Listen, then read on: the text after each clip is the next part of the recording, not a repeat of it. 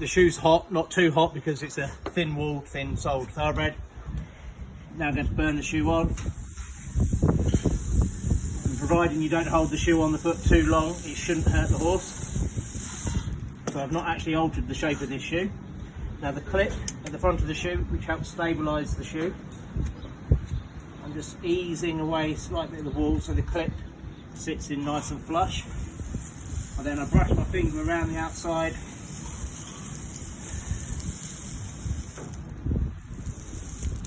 Quite happy with that.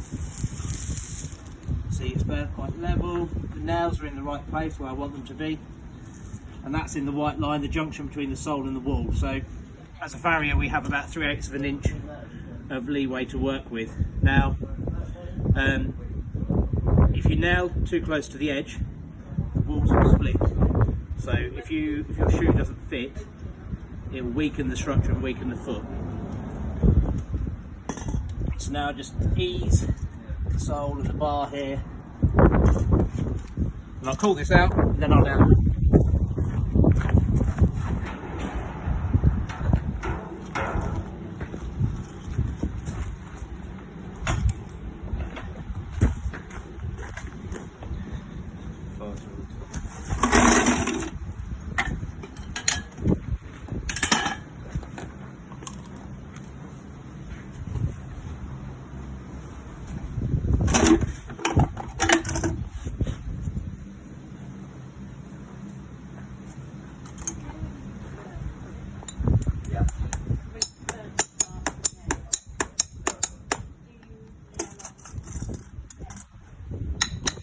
So these nails, as I said before, are made of iron. There's a little logo on that side which corresponds with the points out.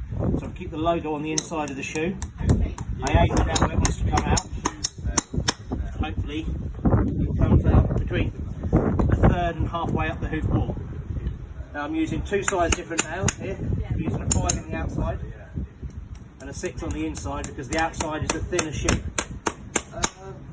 And I don't want the nails to be proud.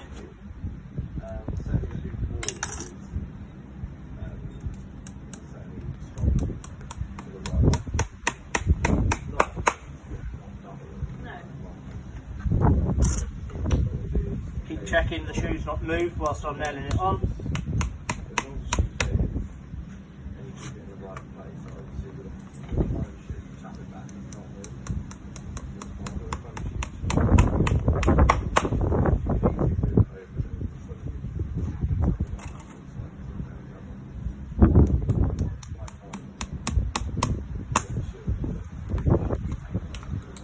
Not quite coming out where I want it.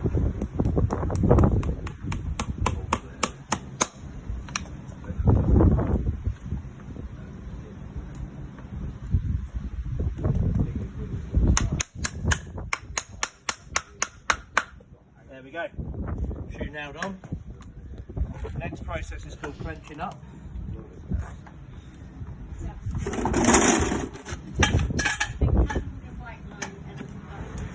Ideally the nails are in a line, they come out, like I say, between a third and halfway up the hoof wall.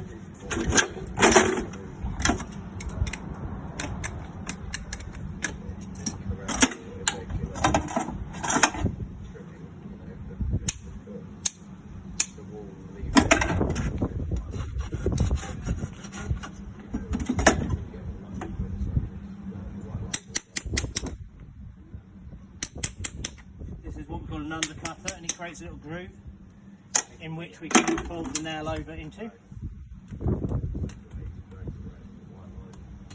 creating a nice little hook. Already there's hardly any, that's quite smooth already even before I've touched it with a rasp.